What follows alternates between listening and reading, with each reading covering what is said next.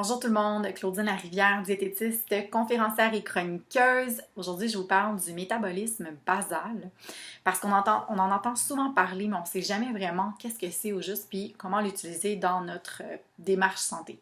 Donc, le métabolisme basal, c'est le minimum d'énergie que notre corps a besoin pour survivre.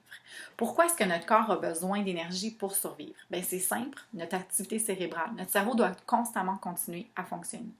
On doit aussi respirer. Notre cœur doit continuer à battre. Ça prend de l'énergie. C'est un muscle. Ensuite de ça, nos organes vitaux doivent continuer à fonctionner, à filtrer les déchets à l'extérieur de notre corps.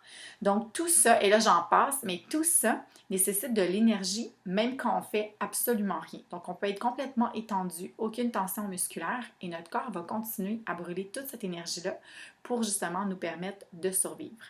Et ensuite de ça, on va rajouter le facteur d'activité qui est vraiment l'énergie qu'on va dépenser pour nos activités quotidiennes, nos entraînements, des loisirs, peu importe. Mais le métabolisme de base, c'est vraiment le minimum qu'on a besoin pour survivre. Et dans le cadre d'une démarche santé, c'est en fait un chiffre qui est très, très, très important. C'est une quantité d'énergie qui est vraiment essentielle pour s'assurer que notre corps va recevoir quand même, exemple dans le contexte d'une perte de poids, il va recevoir quand même toute l'énergie dont il a besoin justement pour bien fonctionner et survivre, évidemment. OK? Donc, je vous explique, si notre corps brûle environ 1400 calories au repos à ne rien faire juste pour la survie et qu'on prend une démarche perte de poids avec un plan qui est à 1000 calories par exemple.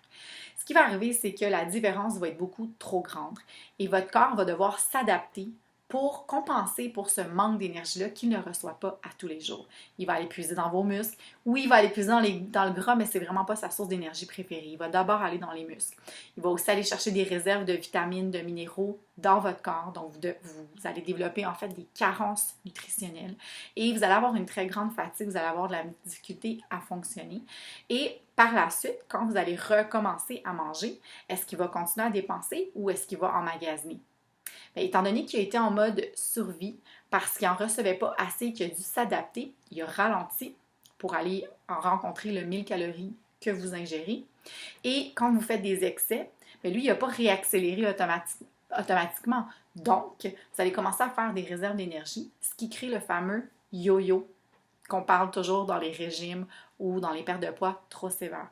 Donc, c'est très important de toujours rencontrer un minimum d'énergie pour s'assurer que notre corps reçoit tout ce dont il a besoin et qu'il ne va pas en mode survie et que par la suite, il ne va pas emmagasiner des réserves de gras non nécessaires simplement parce qu'il est en mode survie.